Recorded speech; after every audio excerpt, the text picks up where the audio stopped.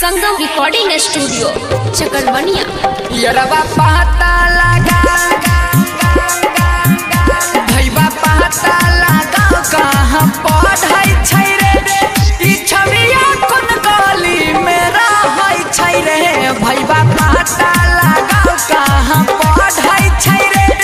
ई छविया कोन गली में रहै छै रे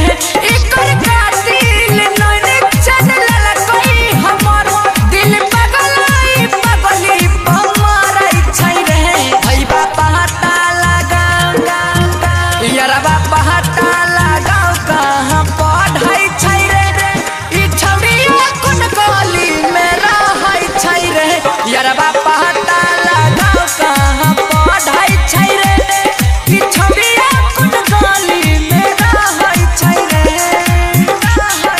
म्यूजिक डायरेक्टर डीजे पम रहै छै रे सिंगिंग बाय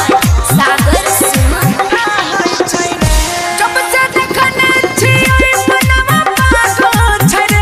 एकरा बहावे के नशा हमरा लागल छै रे फूल कहूँ गुलाब की या कहूँ चमेली की फूल कहूँ गुलाब की या कहूँ चमेली की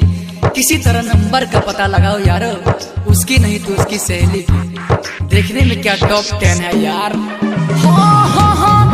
ओकरी रूपवा में गजब छै जादू भरल राइटर रंजित भी ओकरे छै पीछा पड़ल सागर सुमन के हो